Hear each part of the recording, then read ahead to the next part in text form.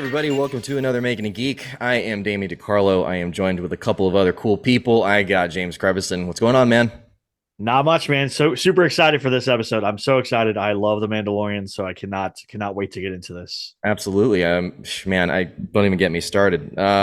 Kai Patterson. I'm also joined with Kai. How you doing, Kai? I'm doing great. I'm excited to also talk about The Mandalorian. I love this space western, so it's always great to get to talk with the guys.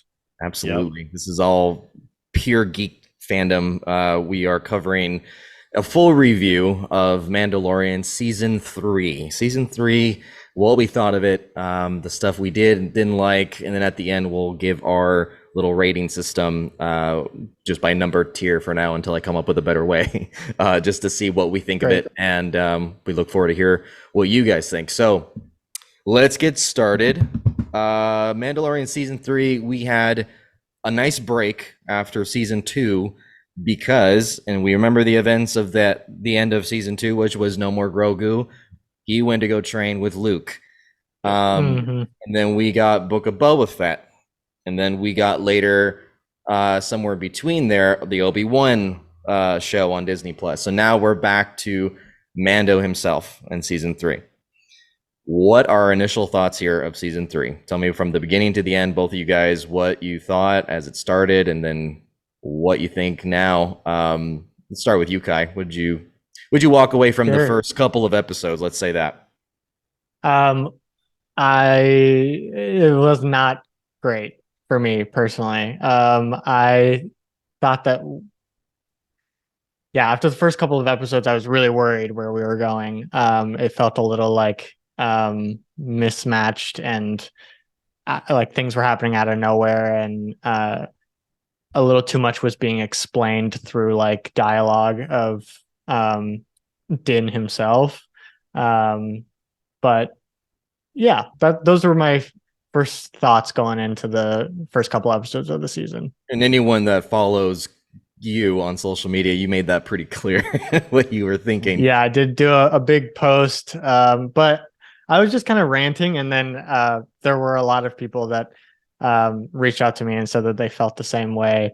And then there were also a lot of people that argued with why I was wrong, and that's fine too. Like I know I just have an opinion. It's not fact. So I always welcome the discourse. You have to Well, agree. well, Kai, did you watch them as they came out every week? Is that what you did? Yes. Okay, Yeah. so that might be why I have a different view, because I got to watch like 3 or 4 episodes because I waited a little bit. I was like, I know I have to binge these, so I waited, and so it wasn't as I didn't feel that way right away because I think I had so many lined up that it was okay. But if I would have to watch it week to week, I would agree with you 100%. Where I'd be like, where are Yeah. we going? What are we doing? This is slow.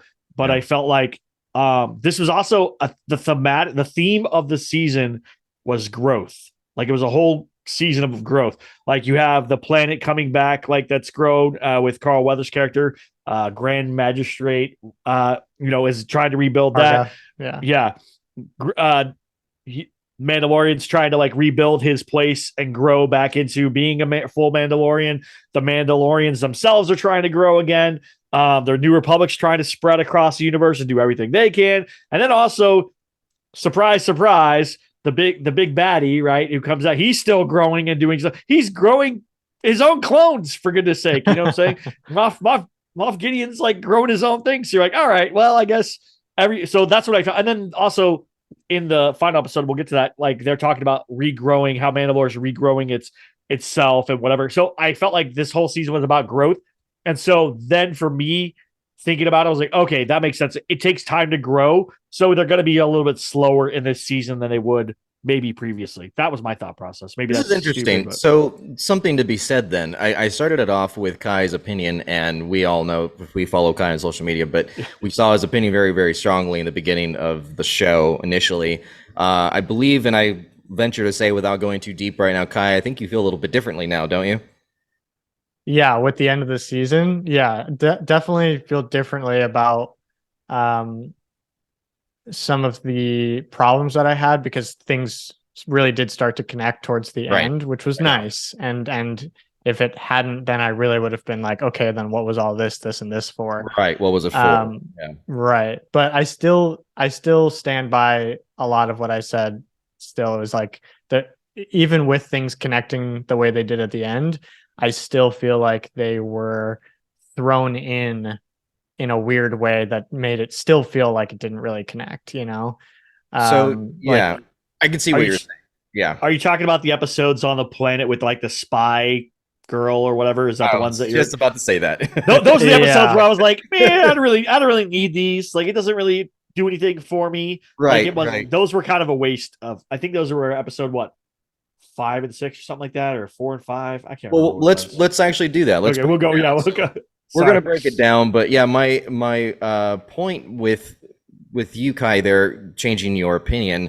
It's interesting. You factor in this, and whoever is listening and whoever's watching, this episode, you'll see two different opinions when it comes to my co-host. Because I mean, James, you saw it all the way through, Yeah. from 1 all the way to 8, and Kai, you saw it the way I did, which was just week per week.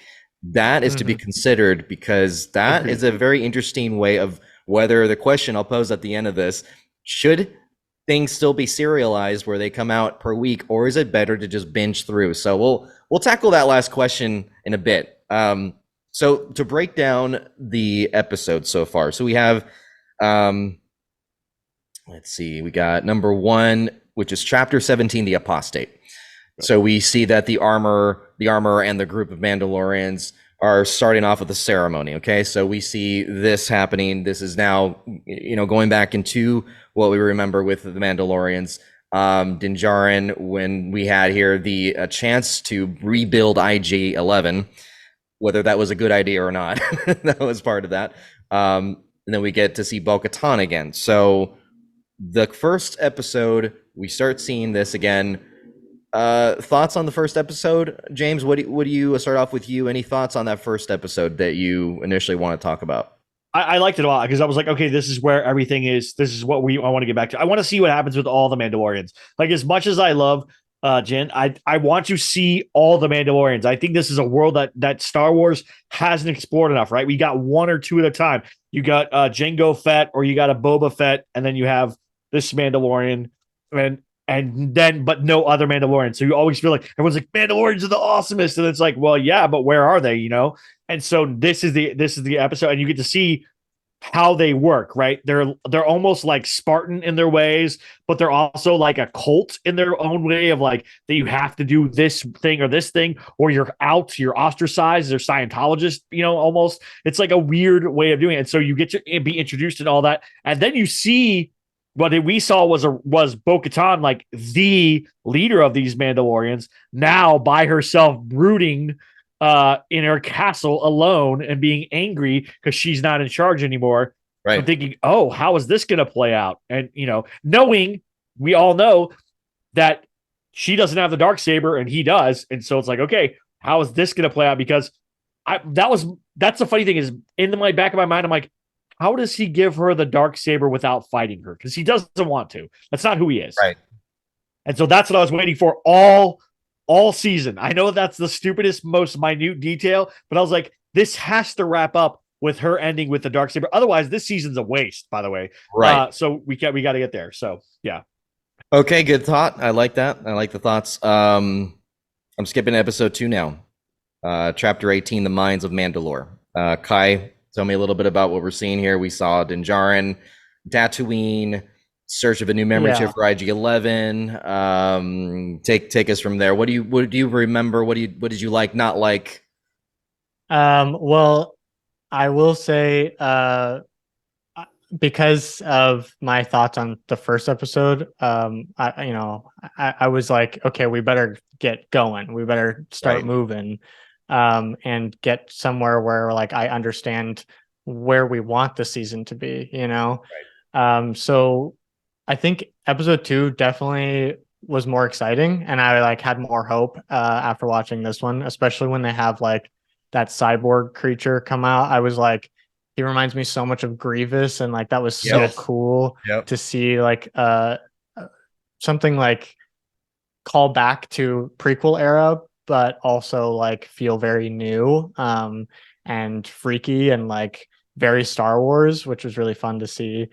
And yeah, I don't know. I just feel like this one, especially with R5 and stuff, like to me, this show, at least this season, is like a lot of back and forth where it just like I'm like, I would love to just kind of sit in one place for a while, you know? And he does a lot of jumping around, which I get because like we have to get elements going, but sometimes it felt like there was too much hopping around and not enough like what are the character motivations for each thing, you know? Like it was just like, oh, and this happens and this happens. And then I really noticed with this episode how much Din would just tell Grogu what was going on to tell the audience what was going on. And sometimes I was like, I feel stupid as an audience member, like having Pedro Pascal just voice over the entire thing to me. But yeah, so that was just some of my little nitpicks. But overall, compared to the first episode, this one was more exciting to me. And I was like, okay, if we keep on this kind of trajectory, I'm excited for what's to come. I agree. I didn't feel as, you know, drastic as some, including Yukai, where I thought, you know, this is not going good. This is not Mandalorian for me. I actually was enjoying the whole time. I don't know why my thoughts are different on it, but at this point, episode 2 really launched that full throttle when we saw the Mythosaur. For me, that was like that was cool, huge deal. Pun intended. Huge deal that Bo-Katan comes face to face with this, and this is like we've seen this in their logos. We've seen that there's just so much to talk about with the Mythosaur as far as like why did they? I don't know if I want to say worship, but they hold it. Why is it such a legend? They revere it. Yeah, it is something of great importance to them. And that was huge to end it on that cliffhanger. I thought that was cool. I am so in for this. Cool. Now, moving along to episode 3 now, chapter 19, The Convert. So, thoughts on this? I want to hear from what you thought, James. A breakdown. We see that, of course, both Mandalorian or Din Djarin and Bo-Katan take a little bath. Yep. They keep their clothes. That part was awesome. I thought it was super funny. It was really good. You got to see all that stuff. And then also her castle getting blown up. That's the episode where her castle gets blown up or whatever. Yes. And now it's funny because now she has to go. She has to go into action. She has nowhere to stay now, right? She's been hiding out. This is her. This forces her out into the world, which I thought was a good way to do it. Because I was thinking, how the heck is he going to get her to leave this castle? But the moment it gets bombed and all that stuff, and now she's mad. And also, now you've ticked off Bo-Katan, like she's gonna go nuts on everybody, and you know that's coming. Pissed off. yeah. And I'm like, you just did the worst thing you could possibly do. Like you guys could have just left her alone. She would have not got into this fight. Basically, they Pearl Harbored her. That she was America and Pearl Harbor. That was Pearl Harbor. And then she's like, now I'm going to have to kill everybody. And that's exactly, she went on this quest. And I felt like a lot of this season wasn't really like Grogu and Din. I felt like a lot of it was Bo-Katan, like rebuilding herself, like physically rebuilding herself, emotionally building herself, and then rebuilding the clan of Mandalorians. Those were the 3 journeys she was on to go back, right? Because she gets that new piece of armor, right? That's physically rebuilding herself. Emotionally, now she's becoming a leader again, right? She's guiding things and doing things she wasn't going to do before, and now she's trying to earn back the Mandalorians and unite these 2 tribes that hate each other over whatever their weird belief system is. The Sunnis and the Shiites of the Mandalorian world. They're like, got to bring them together under the same banner. And so that was good. But then this is also the same episode, I think, where it's all the secret spy stuff and whatever. And that I was just like, yeah. I was like, I don't really need that. It was like a little like I could have gone the whole season without any of that stuff. And all you needed was one moment of the spy. I forgot her name, like revealing to Moff Gideon what's going on, and that's it. Like we don't need the whole backstory of it, honestly. And it felt kind of, I don't know, I felt kind of stupid. I was like, is this even the same show? Like, do they mean to put this in here? Like, what's up with this? So for me, that was it felt very Andor. Yes, it felt very Andor. Thank you. And I was like, that's what I was Okay, like. so I have not seen I that. watching Is that what that's like? Yeah, it's very Yeah. Andor. Yeah, Okay. very much. So, but other than that, I thought it was good. And then yeah, we get to see the mythosaur and all that stuff, and that was a great episode. And but I felt like a lot of that could have been put together with another episode, and we could have kept the other redemption, whatever it was, Right. science stuff out of the way, and we would have been okay. And here's the other thing. I don't understand any of what the reasoning behind getting that cloning doctor captured was, because obviously Moff Gideon was cloning stuff, so wouldn't he have wanted to keep the guy? Like it didn't make any sense to me. So Right. maybe someone else can explain it to me, but I have no idea still what's going on with that. I read But into that a little bit. First of Okay. all, I really disliked this episode. I Yes. really disliked it. I judge it off of one thing in particular for me: how often I jump on my phone when I'm watching something. Oh, okay. I was constantly on my phone in this one, and that told me at the end of it, you did not keep my attention. I am quite bored. Now, into researching between Elliot Kane and Dr. Pershing, this is the beginning with the cloning process to make, from my understanding, Snoke. So this is the start of that. That's why you see okay. chambers going on in the back with what appears. I thought they were hinting at that might be the beginning of Snoke right there. I don't know, but had they expanded on that a bit more, or explained it to a point where we all three of us are kind of like, yeah, that would have been cool. Just expand more. I think that would have been a lot cooler.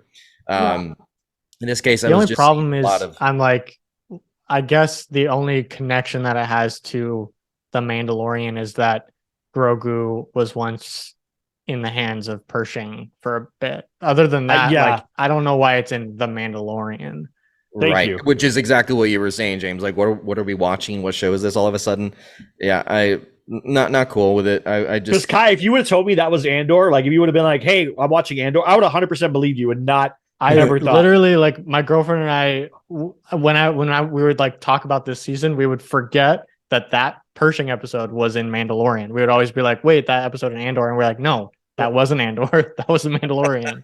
Yeah, that's the way it felt. It was too big of a gap in story styles that should not have come together. They could have done something different and just made it a smaller scene that we just see at one point, and that's kind of it. I didn't need this whole backstory and him trying to be a good person, but then getting turned on about. It's like I don't. This is so weird. I don't need spycraft in Mandalorian. That's not what the show's about. Andor's about spycraft and whatever and stuff. Mm-hmm.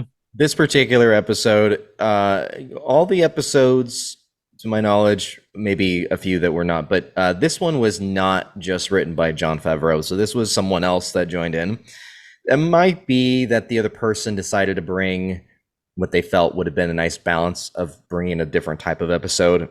Not to be too harsh, I don't think it did well. I think you missed your mark. And I hate to say that because I like to be fair in this community, especially with a geekdom. I don't want to put anyone down, but it's just I felt that this truly was the whole reason why we have someone like Kai Patterson to cut things. We have to have certain flow. We need flow.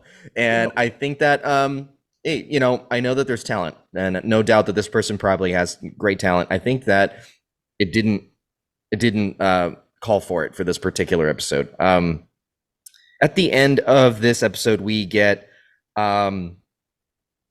Din Djarin presenting the armorer with a sample of the living waters, the proof of the redemption. So now we are fully seeing this redemption happen finally, after this whole feeling of him feeling like this whole time him feeling like an outcast. This is his time to shine. So that takes us to episode 20 or number 4, chapter 20, The Foundling. This one we go into little Grogu training. Yeah. Mm-hmm. Oh, it That was happens. cool. If you haven't seen this, yeah, but I'm sure if you've seen this now. But yeah, we see little Grogu fight it off here with I think another child Mandalorian. Yeah, it was Visla's son. So Yeah, if Ragnar. the big chain The gun big guy. dude. If who is my favorite, and I will wait until we get to the other episode. But yeah, who brought me to tears this season, by the way. So but yes, but he's always been my favorite. He's my all-time favorite of all the other Mandalorians that are not named or that we barely know the names of. I guess we know his name, but still, yeah. And that was really interesting to have his son lose to Grogu because it didn't feel like that was a moment that was going to happen. But you knew they were going to. I mean, it was like, oh, maybe he'll lose here, and Diddle say, oh, well, maybe he shouldn't be a Mandalorian, but then that's not how it worked out. So we're like, okay, and it also set up for the finale, right? Of understanding how the finale was going to work as well. So, can I jump in here for this episode specifically? Absolutely not. Because I had jump in. Come on. Because I had like a real love-hate relationship with this specific episode. Like, do tell why. Okay, so the whole training montage in the beginning was so goofy, so weird. Them like shooting at random stuff in the ocean. They were like literally shooting the ocean, and then the capture, the like big dinosaur, the raptor creature that like captured the kid. So unbelievable that kid survived any of that, and like the fact that they had this whole like they had to go seek out this kid and find him, and they're like, oh, this has happened before. I'm like, why have you guys not moved? This has happened these before. Things are attacking all the time. I'm so confused. And like them like running out of fuel with their jetpacks to like go get them, and then they have to like camp out, and it's just like it never seemed like it made sense. Also, doesn't Din have his ship, his Naboo fighter there? Couldn't he have? So did Bo-Katan. Bo-Katan had her ship too. Except, they were like, oh, it'll spook the creature or something. They have to use the... Because they were thinking that the kid would be a goner if they went in full force. I mean, the kid should have been a goner anyway. So those were my things that like I really didn't like. But then what I loved was seeing the whole like Grogu being rescued, and like the Kelleran Beck and the actor of Jar Jar Binks being that character that saves Grogu and takes him. Like that whole sequence of the Order 66 Coruscant stuff was so awesome. I think the thing that was not good about it was, one, the motivation of how Grogu started seeing this, because like to me it was like so freaking random. It was like, okay, the armor is doing some stuff, and then Grogu's all of a sudden having a flashback of something that we've been waiting to see for so long, and it had no significance to any of the characters other than like the audience seeing it. I would have loved for that to be something that like happened for the purpose of like driving the story forward, or like a big realization that Grogu had that like changes the way he does things, but it didn't really do that. And also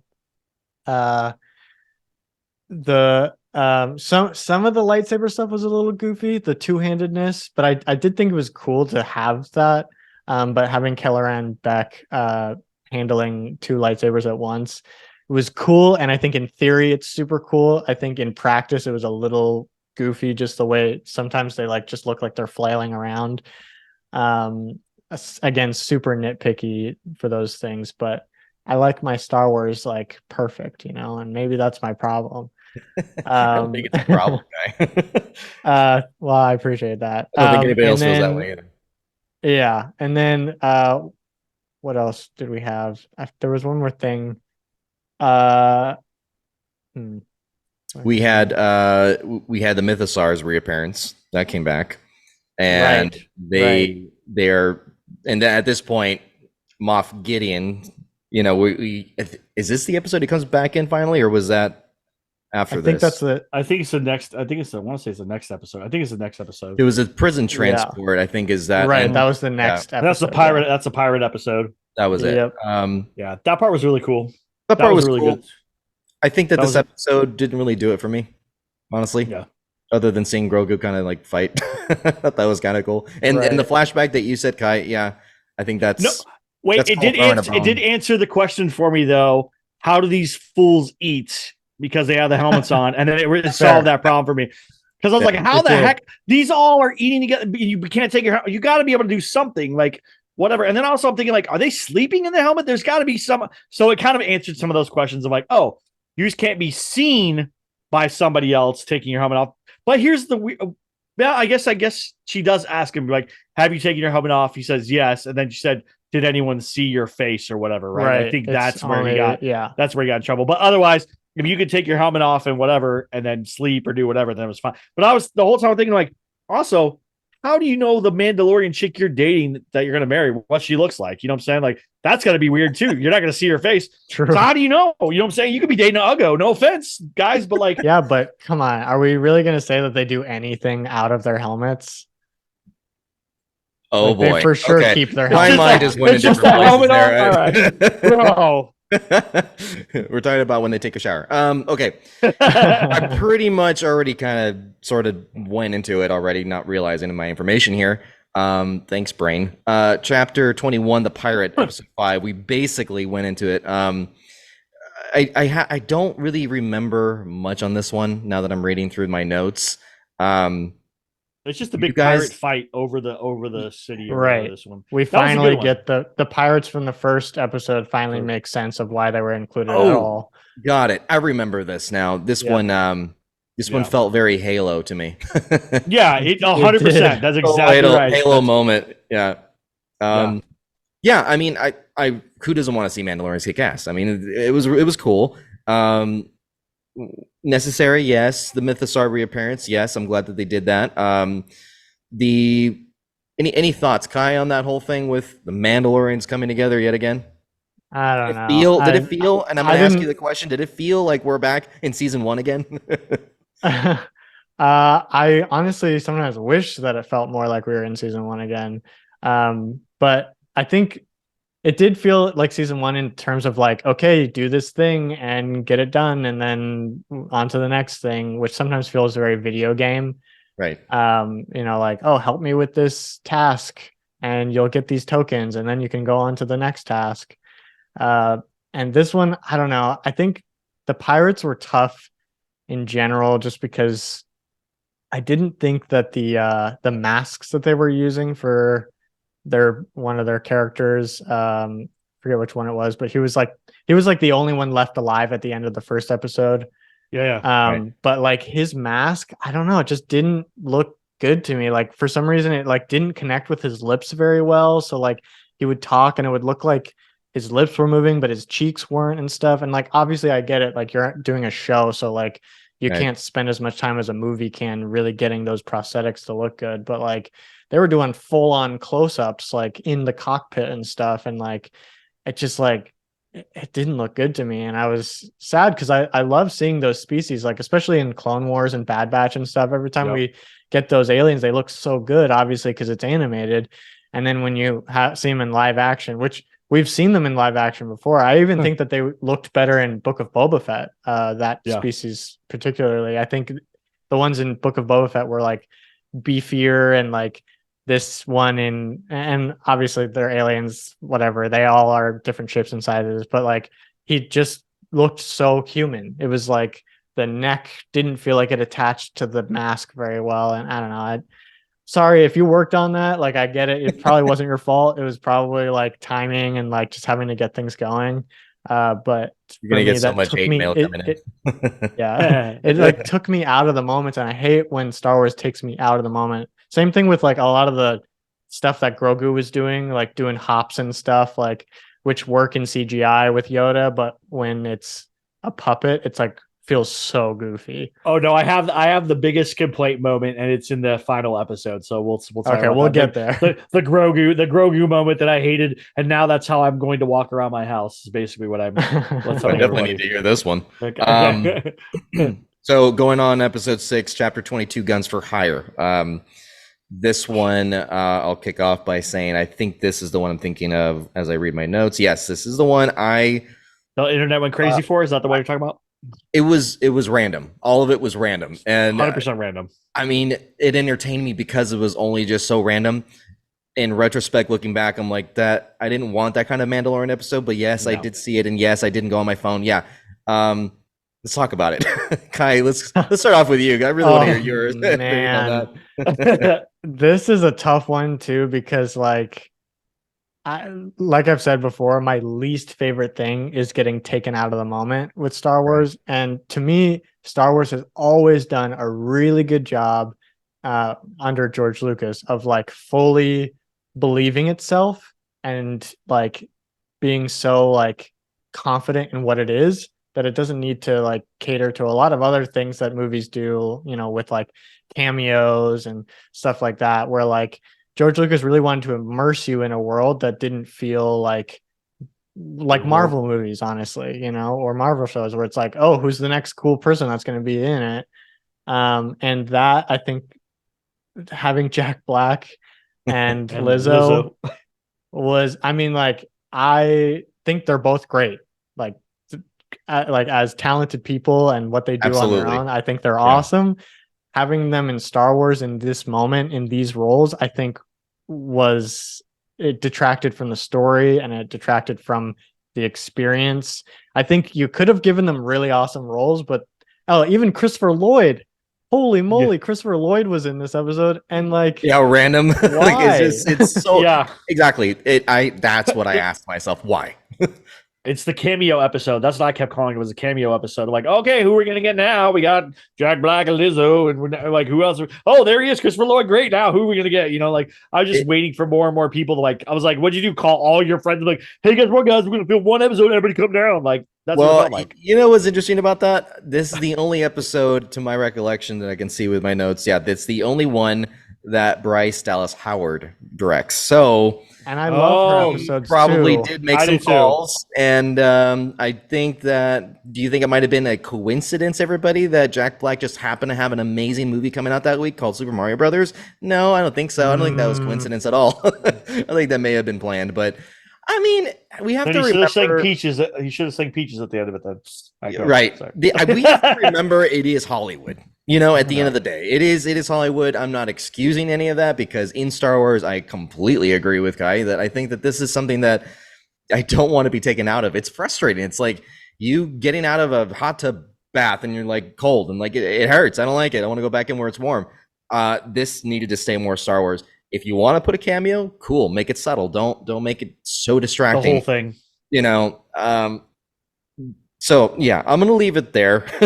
I think this episode was well expressed by us. Unless you had another. I'll just say this one thing on a positive end. I love seeing the droids in live action again. Yes. We haven't seen droids in live action since like the prequels, but like I think there were a few in the background of like Rise of Skywalker and Babu Frick's area, but like to see them actually like doing stuff and like it's just super cool. It was super cool, but I wish that it wasn't in this storyline. I wish we got to see them like, I don't know. I honestly, when I was watching Rise of Skywalker, I thought after watching those trailers, I was like, that it'd be so sick if like Palpatine like had found all the droids that were still, you know, working around the galaxy and like, or reprogrammed a droid army to really like solidify the prequel and original trilogy like combo and the sequel trilogy combo. But because I didn't get that in that movie, it was really great to see a ton of droids, battle droids and super battle droids in this episode. That was pretty much the only thing I liked about this episode.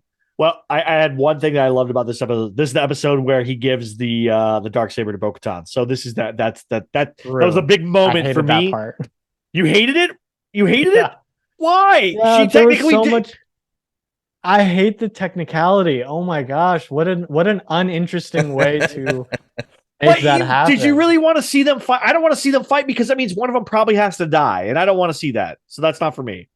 So she did technically recover it and whatever. You don't have to die. You just have to disarm them, which is what Din did to Moff Gideon. I thought it would be like obviously that's the whole thing. We don't want to see. They set it up to be this crazy thing in the last episode of season 2. It was like, oh my gosh, Din has the Darksaber. Bo-Katan wants the Darksaber. Din doesn't want to fight. He doesn't want the Darksaber, but she's obsessed with like Mandalorian culture and the way that like that has to be handed off is in battle or disarming. They set up something that was so interesting that I was like, oh my gosh, like we're going to take our characters and put them to the brink and test them and really get them to this emotional point. And we did get that. He just handed it to her on a technicality, and I thought it was lazy. I thought it was just like, why would you set up such an insanely dynamic, emotional contact point for these characters and then just go, well, goodbye? I guess probably because the same way that I felt, where I'm like, I don't want to see these two characters have to duke it out over this stupid sword. Like, yeah, I love the Darksaber, I love the idea behind it, but for me, it's like taking your two. It's like if Obi-Wan and Luke Skywalker had to fight for a lightsaber to see who is the last Jedi. It's like, I don't want to see that. I don't want to see that fight. That fight doesn't interest me. It seems very meaningless, and it seems like a way for you to force the characters into something that we shouldn't have them forced into. And maybe that's why I liked that the way that he did do it, and the way that he revealed she saved. I think that was the way that's why I liked this. He revealed she saved my life and I had been disarmed. She saved my life. She really is the bearer of this. She gave it back to me and she didn't have to. You know what I'm saying? Like, she could have claimed it in that moment and she didn't. She did the honorable thing. Like, I thought like it was his way of saying, I believe in Bo-Katan, and you all should believe in Bo-Katan, you know, with or without the Darksaber, but she does rightfully have it now. That's the way I felt that was. So I really feel like this was just a big game of Pogs. Just Pogs. Remember Pogs? Yeah. You gotta fight me to get my Pogs. I'm sorry. I just take it back. I took it back, guys. I took it back. Retro.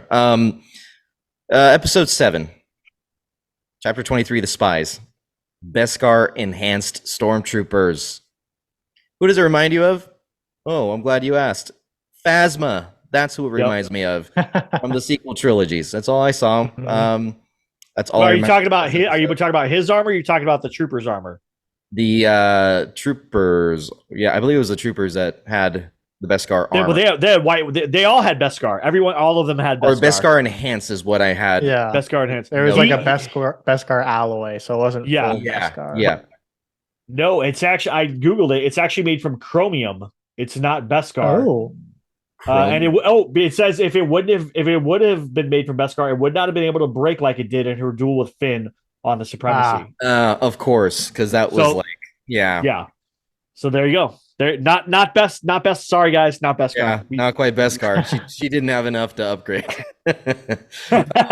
Well, I mean, but also you get different colors of Beskar stuff too, because like all of the Mandalorian stuff is Beskar, but it's all different colors of things and paint and stuff, whatever. So you can do it in whatever you wanted. I think Din he just likes that. Well, I think they paint it. Yeah, they paint it, right? But it's I think Din doesn't paint his armor. Yeah. Yeah. Well, before I continue further, Kai, I'm going to go to you now. So, like, we hurried along through each episode for a good reason, in my opinion, because the last two were amazing. So, episode 7, what do you say on that, Kai, in regards to your thoughts? Yeah, there were a lot of things that I really liked, but there are also things in episode 7 that I felt like were just Star Wars in general had a problem, and I think that was trying to keep this Grand Admiral Thrawn information like to reveal at Star Wars Celebration, and because of that, I feel like honestly, I think the reveal that we got in episode 7 at the beginning should have been something we got a lot earlier in the season, so we really knew what we were up against and what we were fighting for. Because I think that was something that was really hard, like taking the first few episodes and being like, I am so confused. What are we doing here? Like, what's the overarching, baddie or whatever, just something to set up. Because it just felt like we were just like, going through the motions of a serialized TV show without like the actual setup that it takes to do a serialized TV show. But episode 7 specifically, I thought was really exciting. I actually loved that they had IG-12 and like Grogu being able to say yes and no. Because like him having really no communication with Mando has gotten a little old at this point. So like now throwing in the ability for him to at least say yes and no, I thought was really, really fun. Yeah. And those little moments I think are like when you can make funny things happen in Star Wars that are fully like Star Wars related humor, and like it's humor in the world, like I feel like The Last Jedi had a lot of stuff where it was like, audience member, did you get it? But like that's, I don't like that kind of humor in Star Wars. I feel like Star Wars has always been like, if there's humor, it's because it's the world that they're in, like Princess Leia is calling Han, you know, a scruffy nerf herder or something, you know, like that's in the world of Star Wars. And like for them, it's funny too, you know, or like it's just funny as watching it and believing it. And so that I think that was one of those moments where I was like, okay, Grogu is like having this funny yes, no moment that feels so like Star Wars and satisfying and doesn't take me out of the moment because it's like, of course, like that's what would happen if you gave a baby the ability to do yes and no buttons, you know? Right. James is getting steamy in there. Is that what you're wiping the camera? I don't know what happened there. It got weird for a minute. I don't know what it was. I All was like trying to down kindle. there. I don't know what it was. I was excited about. I was also excited about Grogu being able to say yes and no. Yeah, no, I mean, guys, I'm super excited about it. Like, yes, make it happen. Exactly, Kai. I think that this is, I mean, a next step. I mean, put Grogu to be now a more angry Stephen Hawking. Absolutely, put him in a suit, start talking. Yes, no, yeah.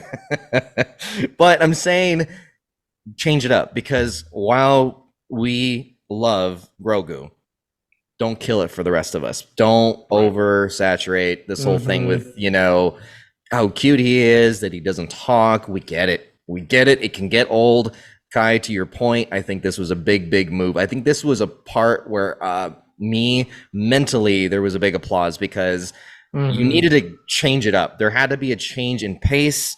You know that with editing, you know exactly when it calls for a change in pace. It was long overdue when it came to him. So Grogu now can more or less speak through a robot, you know? And if we get him to start now doing something grand to this whole thing of Mando's mission, I think that's what it calls for at this point. It has to be something more than just his kid. And we see that demonstrated the few moments we get Grogu to demonstrate his, you know, the power of the Force and his knowledge of the Force. We saw that in episode 8. We'll get to that. But this point, huge thing. Episode 7 for me was already just a great thrill. And it was a bit of a nerve wrack because I didn't know how it was going to end. There was a lot of rumors flying how the thing was going to end. So that's just my thought. Thank you for listening to my rant. Not really much. Real quick. On the end of 7, a lot of people in the Star Wars community who hate like the sequel trilogy and stuff are like, please, dear God, don't like connect them whatsoever. Yeah. I didn't love the sequel trilogy, but to the same effect that like Clone Wars had for the prequel trilogy, I feel like these shows can do that for the sequel trilogy. And I have no problem with them fleshing out things more and making the sequel trilogy better. And so having like the Snoke references and having the Praetorian Guards come in, like things that do make the world feel more connected, I'm all for, because the sequel trilogy did feel very disconnected in a lot of ways. Yes. And so bridging that gap to me is really great to see. And I welcome more of that, because I only hope that the shows that we do now can make the sequel trilogy better. And I hope that for the sequel trilogy. So that's my opinion on that. I think go ahead, James. I was gonna say the other thing that I did love about Grogu is now he's not a passive character so much. Like he could, in that robot, he could do something to actually help. It's not just come on, kid. You know, hurry up, kid. You know what? It wasn't like stay down, do what it was like. He can now. He's not dead weight or anything. Yeah. Yeah. Exactly. Right. Yeah. So there you go. Yeah. And I was just gonna say that to your point, then, Kai. I think that there is a lot to be said with what this could do for the sequel trilogy. We have seen the initial episodes 1, 2, and 3, and initially not great to Star Wars fans, and I think that later changed with the lore of, you know, Rebels and with Clone Wars. It's almost like the more that you gave those characters and those at the time meaningless situations or scenes in films now means something. It means something now when you've seen the background of a character, or when you've known a little more further of a certain story that you didn't, you know, quite touch on in the film, you didn't quite see, and that can happen here with the sequel trilogy. I'm with you on that. I echo with you on the fact that I personally am not the biggest fan of the sequel trilogy. I felt, and that's the perfect word I'll use that you used, I felt disconnected from it. I didn't feel anything. to love it the way I did any of the other trilogies, even the prequel trilogy. So yeah, who knows? We'll see if that goes in that direction. But it also gives us a good way to bridge this part of the universe of where the Republic is coming back to the First Order coming back. Like we're gonna get this is where the Empire isn't 100% dead, right? It's hanging out. There are these hardcore people still behind the scenes who want to see it run the universe, right? And then the Republic trying to rebuild the universe, and then at some point the First Order is going to come out of all of this. And I actually don't know the whole story of how the First Order comes to power or light or how that actually happens. So that I'm hoping you're right, like Kai said, hoping it bridges the gap of where we're getting, oh, that's what happened. That's how this happened type thing. So they did touch on that. Correct me if I'm wrong. If you happen to notice, Kai, you tend to see things a little quicker than I do. But with, I believe, a scene, I can't remember if it was this episode. I want to say yes, but I could be wrong. There was a room with everyone talking, and it looked like there were all the admirals. I think that may have been the start of First Order.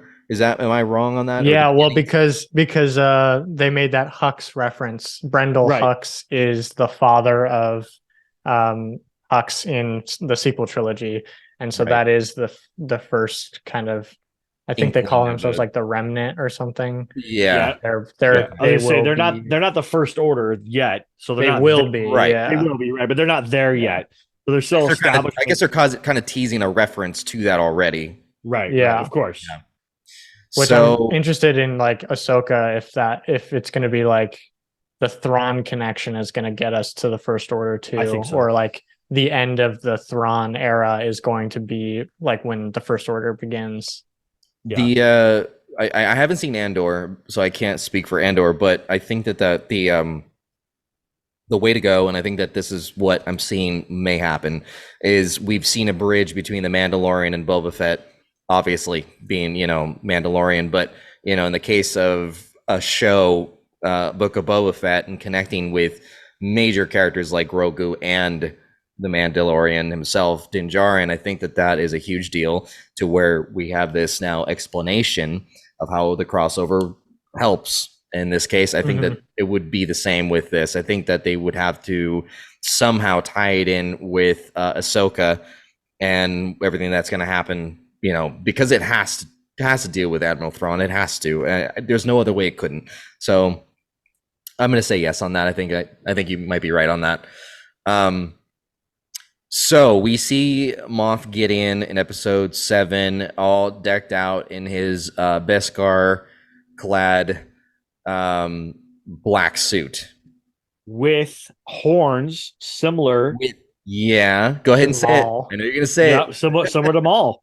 Yeah. And he has a thing that kind of looks like a staff type thing. Like it's very Maul-esque, which is that for me, I was like, ho.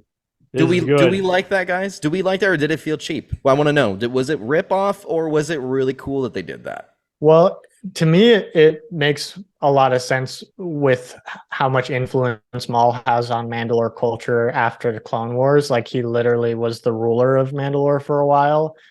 And so, like, there were factions of Mandalorians that, like, changed their helmets to look like Maul too and stuff. So I think it makes sense. And I think that it also makes sense of, like, the type of Mandalorians that Moff Gideon wants to deal with are the type of Mandalorians that would have sworn allegiance to Maul when he was the leader of Mandalore. So to me, it makes sense.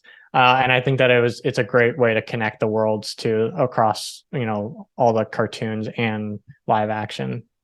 And also, he was trying to build Force enhanced clone versions of himself. Right. So obviously that connection is there. He knows about the Force. He wants to wield the Force, at least have Force users. Now, I don't know if he had the Force at all or any way, shape, or form. It felt like sometimes he might have that ability, but other times it felt like it just might be a sleight of hand movement.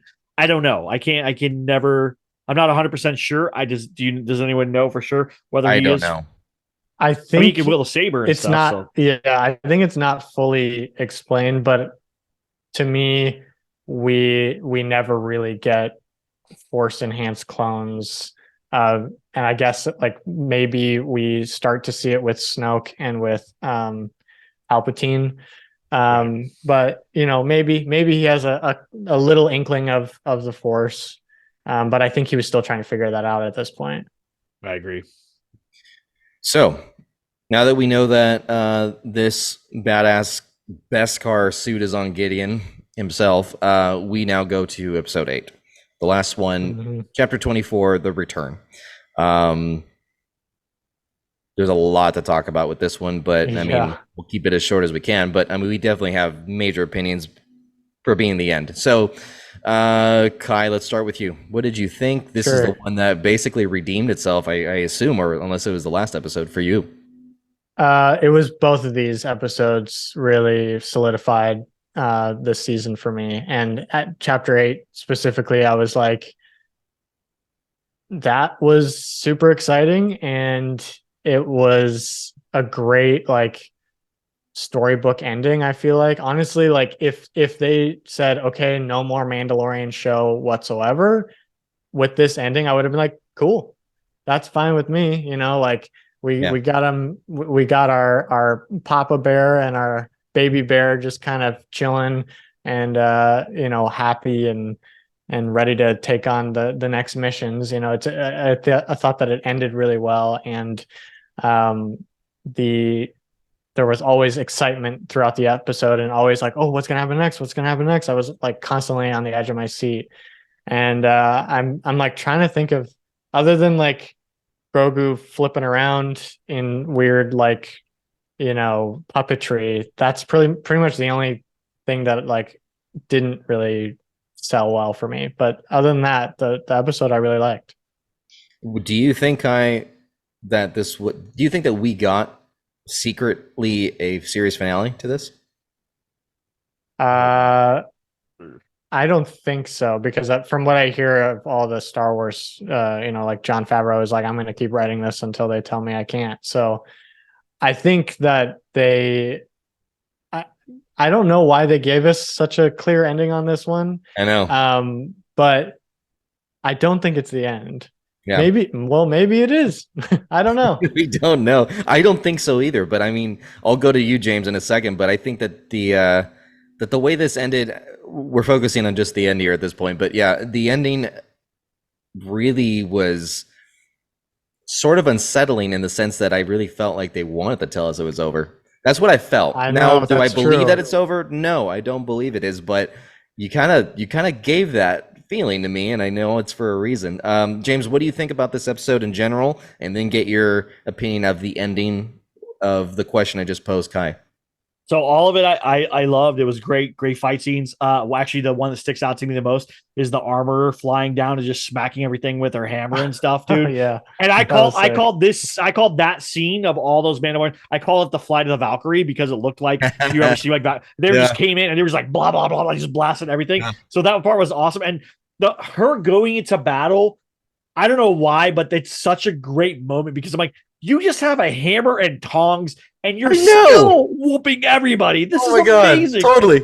Yeah. You're like, what is happening right now? So that part is always amazing to me. Anytime I see her fight, I'm always like, this is amazing. This is a great character.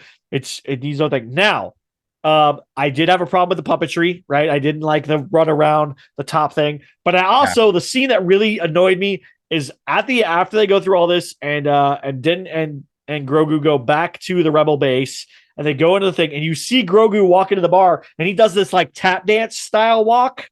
Do you know the tap dance? It annoyed me for some reason. I was like, I don't like this. I don't like this. It looks like he's like tap dancing wherever he goes, and I'm like, I can't get behind this. So that's gonna annoy me. Put him back in the IG, let him walk around that way. I get that they rebuilt the other one and left it as the marshal for the planet, but still, get him another one. Get him something else. Get him anything. Like, I don't want to watch this little tap dance. I can't.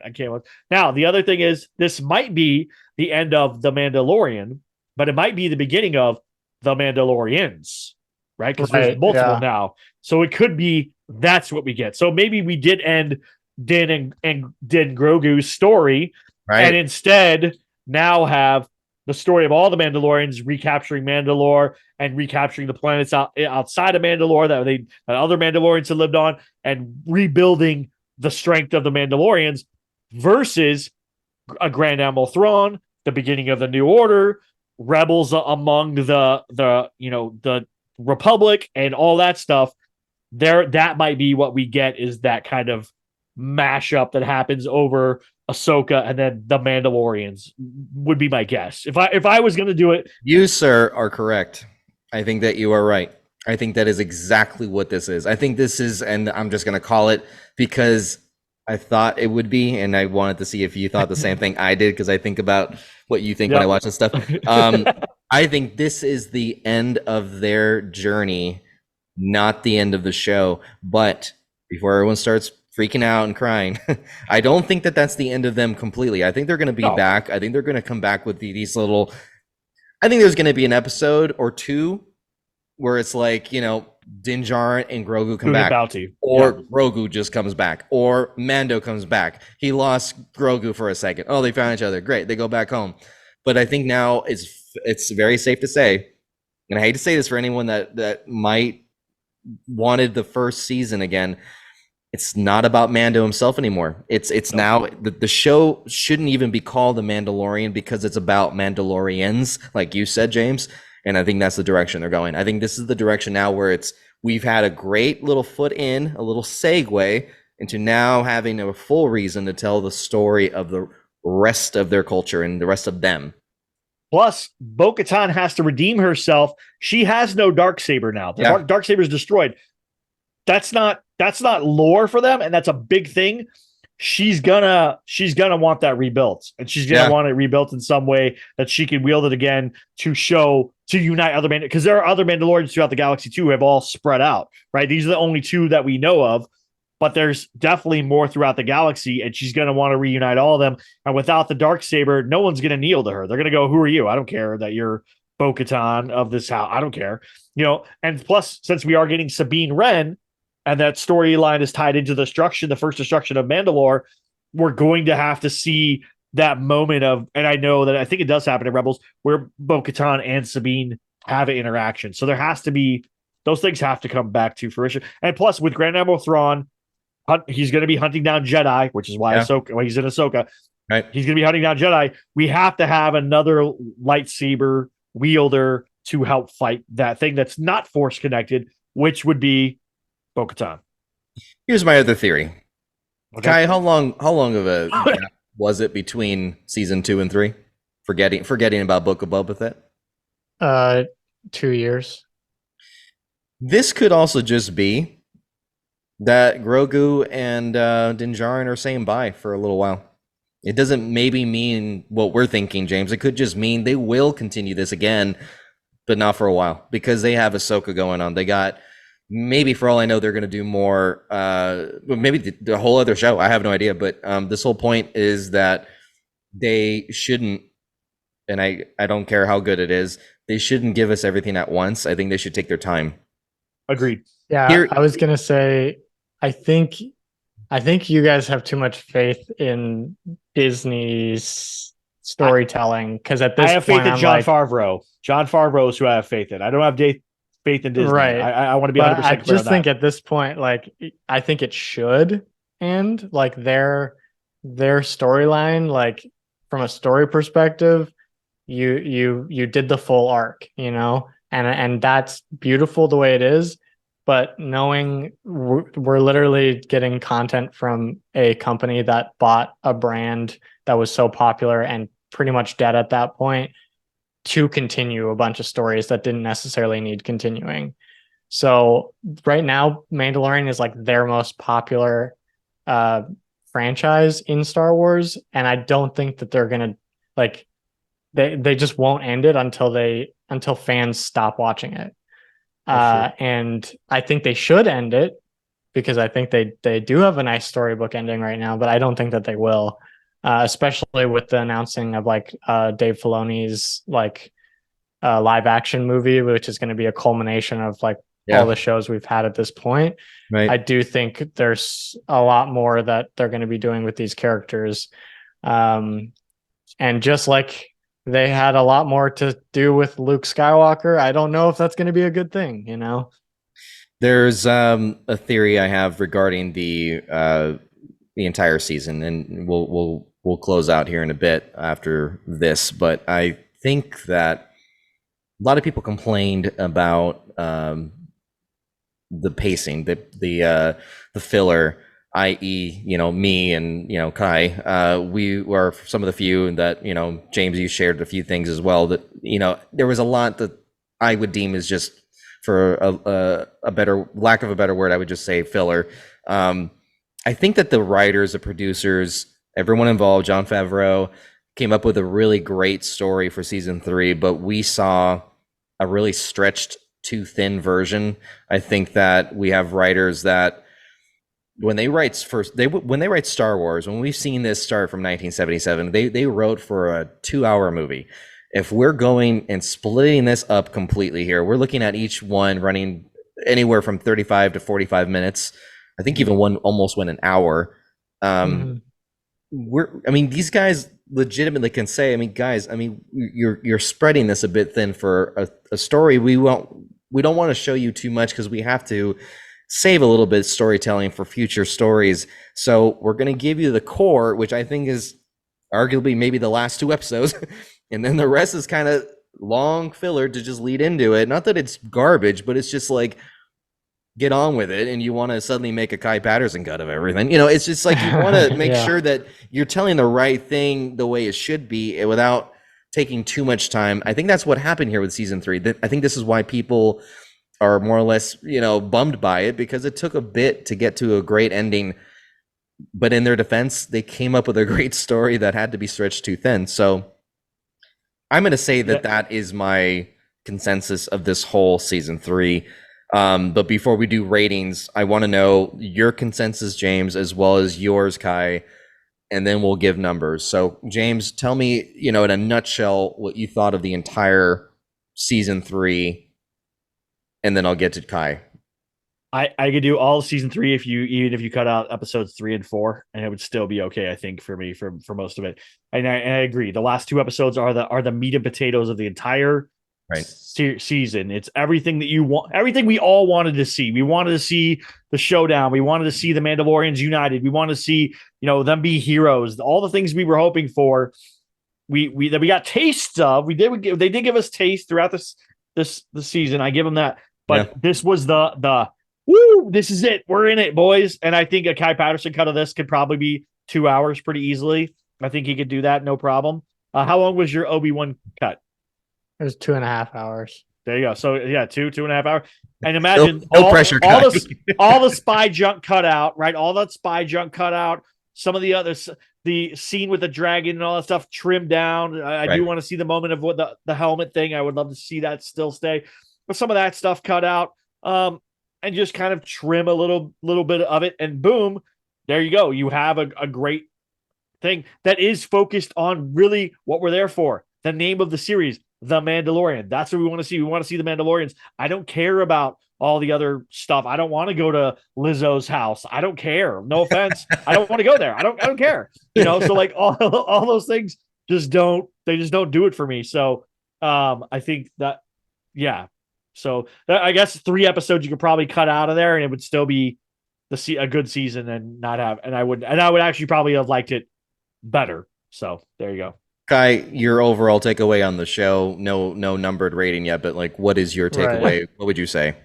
My overall takeaway, I think, is that I think Grogu was not supposed to be in this season, and because of throwing Grogu into the Book of Boba Fett, because of being worried that people weren't going to watch it if they didn't see Grogu in it. I think that having that reuniting of Grogu and Din in Book of Boba Fett really hurt this season in a lot of ways that we probably don't understand. But a lot of the time I felt like Grogu was just a sidelined character. And one of the next projects I want to do, I'm not confirming it, but I want to look into taking each season of Mandalorian and turning each season into a movie. So it'd be a trilogy of films. Because I feel like the end of this 3rd season would be a really nice way to end a trilogy. So that being said, I think this season had a lot of good stuff, but overall, missed the mark in a lot of ways for me. Yeah. You Totally have agree to with put this. you have to put some of the music from like The Good, the Bad, and the Ugly, and like change the soundtrack a little bit. So those Sergio Leone soundtrack a little Yeah. bit more, and have that. Then I'm 100% into it. Maybe even add it a slight amount of jingle when he walks. Like it sounds like he has spurs, Yeah. but they're not really. You know what I'm saying? Like those moments that would like icing on the cake for me. That would do it. I'd be like, my I'll last keep my that in last mind. my last thought I'll say that it's interesting because I'm kind of I'm funny where I just kind of just watch random stuff on YouTube. Like I'm one of those people, Mhm. but I watch a lot of movie stuff. So I watch either like makings of or documentaries, but mainly like makings and trailers. So I just have a little Mhm. playlist I just kind of play over. I just saw recently, and I'll just recommend anybody that's a fan, turn on that Mandalorian season 1 teaser trailer and look at the way everything looks. You will feel we've come a long way. And I want to say that I think that its roots, and I'm saying this because of what you said, James, I think this could really go to a little more Western feel. And I'm not I even a want huge that so Western bad. fan, guys. I'm not into country music. I'm not into Westerns really. That feeling of what season 1 did, I just want to say to the studios, don't forget your roots, because that was Mhm. killer. In that trailer, we didn't even see a Grogu. I advise Yeah. those just go on YouTube, check it out, and see what the feeling you get from that. I think that this is something they need to not forget if they go back to Mandalorian.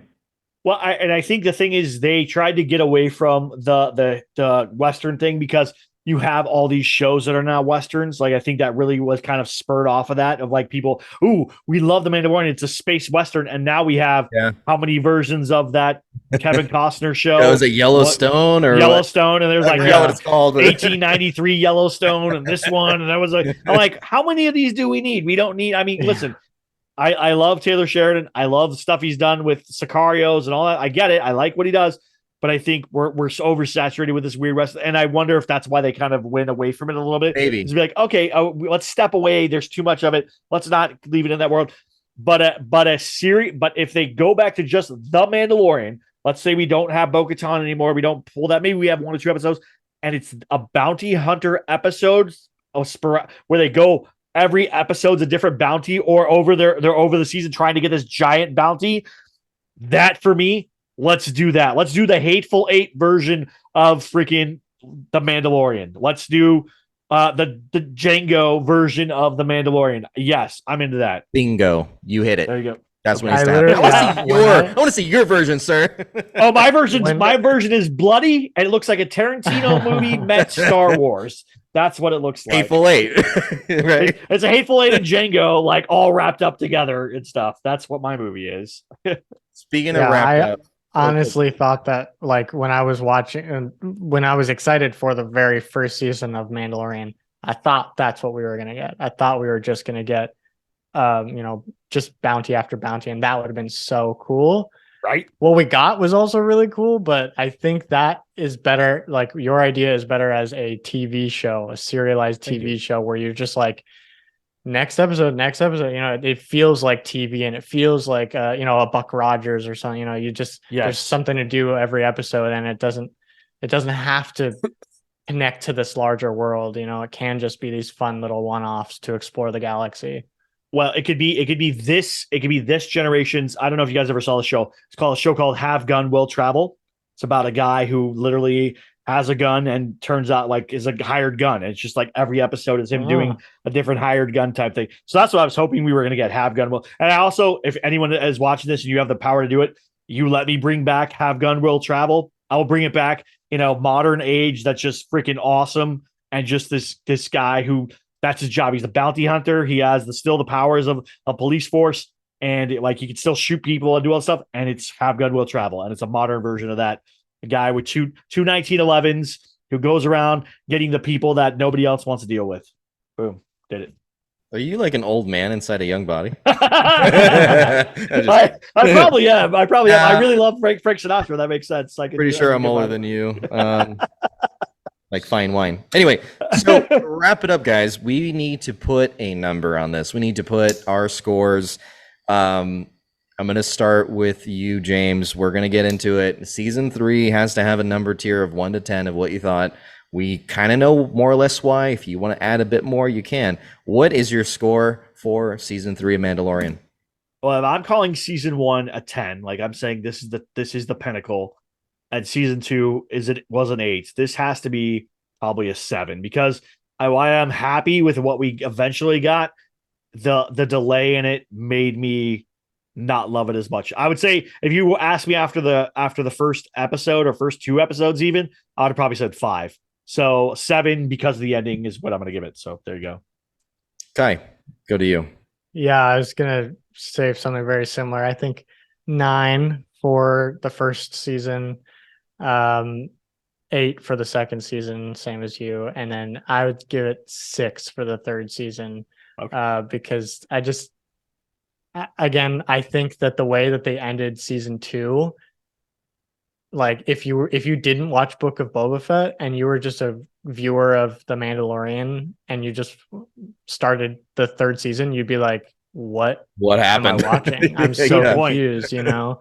Good point. So I really think that they missed the mark there. And this season could have been a really cool season of like, you know, both Grogu and Din like having some self-discovery and also realizing how much they need each other. And because they were forced to get back together in the Book of Boba Fett, I feel like that was just like thrown away. And it could have been some really great, solid character development that we needed for these two.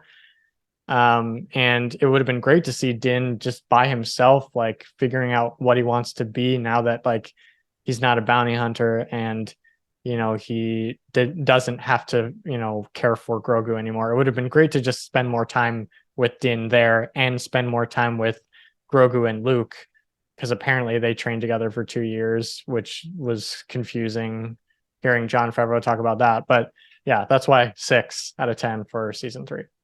Okay. I'm going to give it a 7. I was thrilled with a lot of moments. I think that this was well deserved of above mediocre. I don't took it back though. Those 3 slots there was the pacing, was the filler episodes, but I mean I think they killed it at the end. I think that was great. I also didn't expect a happier ending. I thought somebody was going to die. I thought, you know, as the internet suggested, I thought that's what was going to happen. So I'm actually giving it a higher one as in 7 because I think that was a great ending. Now, what needs to happen, in my opinion, and my 2 cents yet again, I think that it needs to happen where we bring back Mandalorian to the roots, go back to bounty hunting, just the way James mentioned. I think we need to make this episodic, not all, doesn't have to be all linear. You can make it go back and forth. You can make it have different tales of bounty hunting that Din Djarin did outside of Grogu. In fact, make it so that season 4, not that he goes away, but just Grogu is busy. Make Grogu go away for a bit. And I know everyone's going to hate me for saying that, but if you make him go away with a good enticement of, hey, he's coming back again, even better, just spell it out. Because season 2, you just didn't know. Like, is he coming back? Is it not? Is it over? Make it so that you know he's coming back. Go have him train, come back. But Marvel, do what Marvel did. Make Groot grow. Grogu needs to grow up. Like, make him be a teenager. Make him be funny. Make him... I don't care if you're writing those coattails. Make it happen. Otherwise, we're going off of a baby role for too long, and we're going to get tired of it. We're already kind of there. So we need to make sure that something happens, something significant, because he is a meaningful character. He's powerful. Trained by Luke Skywalker. He can do it. So make it happen so that it's something more than an infant. That's my 2 cents. I'm gonna go with that. Here's the opening episode for number 4. Okay, here's if I wrote it. Go. So it's Din Djarin. He looks like he's about to go on to a planet. You see him. It's a Hutt planet. The Hutts still exist. They still do exist. He's going to a Hutt planet to go return a bounty to the Hutts. The Hutts want him to do stuff. So he's working for the Galactic Republic and the Hutts. He goes back and forth between them. Meanwhile, Grogu's at school. But he's got to finish his bounty before Grogu gets out of school. So we're on a clock now. So he's got to finish this up, but he gets trapped by the Hutts. They want to double cross him to turn him over to somebody else who wants him, right? So now he's got to fight his way out of there, and he returns just home in time. Like, he gets beat speed up. We see all the cool scenes or whatever, just in time as Grogu hops off the little speeder bus thing at the end of the day to meet him at school and say, "How was your day, kid?" And then Grogu's like, "Good," or whatever. We get a little talking moment. Says, "How was your day?" And he said, same old, something like that. And then that's the end. Like, we get them to go into their little house and have dinner. And that's the end of episode 1. This is how their life is now. One goes on a mission, one goes on schools. They come together at the end of the day. He's being a dad, he's raising them, but also Grogu's not on every single adventure. And maybe Grogu's even has R5 or has another robot that like is his friend that he goes and hangs out with when dad's not around. Something like that. Boom. No. Season 4 needs to start with Grogu, opening scene. He sees and he's about to fight a brand new Sith, and we see right under the cloak, it is Jar Jar Binks. He goes and chops his head off as he's saying no, no, no, no. He's just chopping his head off. And then all of a sudden, Grogu needs to go on a mission to go find other Sith. Then Din Djarin can go on his own, and we have this whole Western thing again. Season 4. I love that you killed Jar Jar right away. Opening 5 minutes. All right. Wait, wasn't the guy that played the Jedi in the one scene? Wasn't he like the voice or whatever of Jar Jar or whatever? No, he's the performance of Jar Jar. He's the performer guy. Yeah, I can't remember his name all of a sudden now that I'm doing this. Yeah. That's what happened. But yes, Ahmed. I like that they Best. gave him that. Ahmed Best. Thank you. Because what they did was there was a fan theory that Jar Jar really was a Sith, right? Wasn't that a fan theory for like a long time that Jar Jar really was a Sith, and that's why he messed stuff up, right? Is because he was really a Sith. I don't know. That would be interesting if Jar Jar was really now. Sith. I know that probably why the 4th season can happen and will happen. It will. We need to know. We need to know like where Grogu was from Order 66 to when they meet him, and I think that he's with Jar Jar Binks on Naboo for a lot of it, because Kelleran Beck takes him onto a Naboo cruiser, and then they go. I think that they're going to Naboo because, if Jar Jar and his influence on like politics and stuff, that he's also a good person too. And within all the Star Wars politics, I feel like as a senator, he would know what to do with Jedi that's being hunted. I think that's my prediction for where he's. I would love that, and then we just do are we doing a back and forth like flashback of Grogu, current time frame, flashback of Grogu, yes. current time. I like that. I could get okay. I'm into that. Okay, I'm into James, you write the screenplay. Kai, you shoot it and also edit it. I will do nothing, and then just make sure Jar Jar dies. All right, that's all we'll do it. Either way, as long as they don't give Grogu Jar Jar's accent, wouldn't that be terrible if the first words he said people gonna die or something like that? You're like, all right, we're out. I'm done. That's how Grogu gets. I am out from that. No. Guys, we really need to hear from you. We need to know what you thought of season 3. There was a lot of talk about, but the internet has already lit up, but just light us up. Like, start talking about it with us. We appreciate all your comments. The messages we got on YouTube, thank you so much for everybody chiming in. We will definitely do more coverage, I guess, of more Star Wars to come. But until then, we need to get your social media, James. Where can people find you on Instagram? At the Clean Comedy Podcast. That is all my stuff. Kai. I am at Kai Patterson Films everywhere except Twitter. I'm Kai Patterson Cut because films. And yeah. Oh, sorry. And also my website, kaipattersonfilms.com. Oh, it's not just to put a plug, but my website. You definitely go check his website. It's really cool. We definitely will cover more, guys. You can find me at Damien_DeCarlo, makingitgeek.com. Until next time, keep calm and geek on, everybody. Good night. Geek on.